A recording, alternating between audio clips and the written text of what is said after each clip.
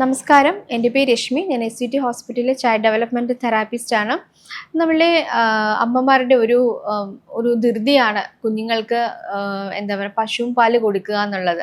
അത് 1 വയസ്സാവുന്നതിന് മുന്നേ തന്നെ കൊടുത്തോട്ടെ എന്നുള്ളൊരു ഓപ്ഷനൊക്കെ ചോദിക്കുന്നുണ്ട്. അപ്പോൾ നമ്മൾ പഴയ ഒരു പഴഞ്ചൊല്ല് നിങ്ങൾക്ക് അറിയായിരിക്കും, അധികമായാൽ അമൃതും വിഷം എന്ന് പറയുന്നത്. കാരണം മിക്ക വീടുകളിലും കാണുന്നത് കുഞ്ഞുങ്ങൾ ഒന്നും കഴിക്കില്ല, പക്ഷേ പാലെങ്കിലും കുടിക്കട്ടെ എന്ന് വിചാരിച്ച് നമ്മൾ ഈ ഈ കൗസ് മിൽക്ക്, അത് പശുവിൻ്റെ പാല് നമ്മൾ കൊടുക്കാറുണ്ട്. സോ അങ്ങനെ കൊടുക്കുമ്പോൾ കുഞ്ഞുങ്ങൾക്ക് കിട്ടേണ്ട വേറെ ന്യൂട്രിയൻസും കാര്യങ്ങളൊന്നും കിട്ടുന്നില്ല എന്നുള്ളത് നമ്മൾ മനസ്സിലാക്കുക എന്നുള്ളതാണ്. നമ്മൾ ഈ കൗസ് മിൽക്ക് ഡൈജഷൻ കുറച്ച് പാടാണ്, ഡൈജഷൻ ആയി വരാൻ കുറച്ച് പാട് തന്നെ ആയിരിക്കും. സോ അതുകൊണ്ട് തന്നെ നമ്മൾ പറയുന്നു 1 വയസ്സെങ്കിലും ആയിട്ട് കുഞ്ഞുങ്ങൾക്ക് കൊടുത്താൽ മതി എന്നുള്ളൊരു ഓപ്ഷൻ പറയുന്നുണ്ട്. മാത്രമല്ല അയൺ കണ്ടന്റ് വളരെ കുറവാണ് നമുക്ക് ഈ കൗസ് മിൽക്കിലൊക്കെ പറയുന്നത്. അപ്പോൾ കുഞ്ഞുങ്ങളുടെ ഈ ഗ്രോത്ത് ആൻഡ് ഇമ്മ്യൂണിറ്റിക്കൊക്കെ കൂടുതലായിട്ടും അയണും ഒക്കെ കാൽഷ്യം ഒക്കെ വേണ്ട അത്യാവശ്യമാണ്.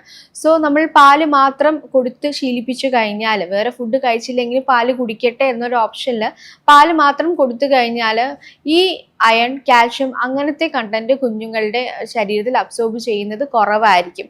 സോ അങ്ങനെ കുറവ് വരുന്ന സമയത്ത് കുഞ്ഞുങ്ങൾക്ക് ന്യൂട്രീഷൻ ഡെഫിഷ്യൻസി, അതുപോലെ തന്നെ അയൺ ഡെഫിഷ്യൻസി എന്ന് പറയുന്ന കാര്യങ്ങൾ വന്നു ചേരാവുന്ന ചാൻസസ് കൂടുതലാണ്.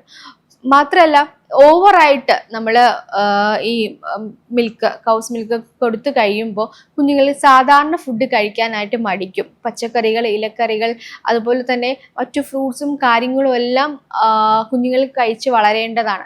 അപ്പോൾ ആ സമയത്ത് നമ്മൾ മിക്കപ്പോഴും കുറച്ച് പാലും ബിസ്ക്കറ്റും അങ്ങനെയൊക്കെ ആയിരിക്കും മിക്ക വീടുകളിലും കൊടുക്കുന്നത്. സോ ആ ഒരു രീതി കുഞ്ഞുങ്ങൾ ശീലിച്ച് വരാനുള്ള ചാൻസ്, ആ ഒരു ഹാബിറ്റ് അങ്ങനെ വരുമ്പോൾ മറ്റു ഫുഡുകൾ കഴിക്കാതിരിക്കുകയും അനീമിയ, ഈ പറഞ്ഞ പോലെ വെയിറ്റ് ലോസ്, ഇതൊക്കെ കുഞ്ഞുങ്ങളിൽ അഫക്റ്റ് ആവാനുള്ള ചാൻസസ് കൂടുതലാണ്.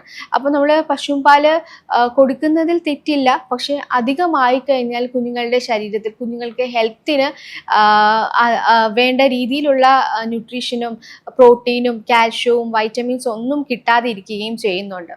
സോ അത് നമ്മൾ പലപ്പോഴും ശ്രദ്ധിക്കാറില്ല. എന്തെങ്കിലും കഴിച്ചോട്ടെ എന്നുള്ളൊരു ഓപ്ഷനിലാണ് നമ്മൾ പാല് കൊടുക്കുന്നത്. ഈ 1 വയസ്സായ കുഞ്ഞുങ്ങൾക്കൊക്കെ നമുക്ക് കൗസ് മിൽക്ക് കൊടുക്കുമ്പോൾ എത്ര കൊടുക്കണം എന്നുള്ളൊരു കൺഫ്യൂഷൻ ഉണ്ടാവും അല്ലേ. അപ്പോൾ നമ്മൾ വെറും ഒരു 120 ml ഒക്കെ നമുക്ക് കൊടുത്താൽ മതിയാവും. അതുപോലെ തന്നെ 2 year ഒക്കെ ആവുന്ന കുഞ്ഞുങ്ങൾക്കാണെങ്കിൽ 250 ml ഒക്കെ കൊടുത്താൽ മതിയാവും. അപ്പോൾ അതിൽ കൂടുതലായിട്ട് കൊടുക്കേണ്ട ആവശ്യമായിട്ട് തന്നെ ഇല്ല. മാത്രമല്ല ഈ കാൽഷ്യം കൂടുതൽ വേണം. അപ്പം അങ്ങനെ ഒരു ഓപ്ഷൻസ് ഒക്കെ തോന്നുമ്പോഴാണ് അമ്മമാർ കൂടുതലായിട്ട് പാലുകൾ കൊടുക്കുന്നത്.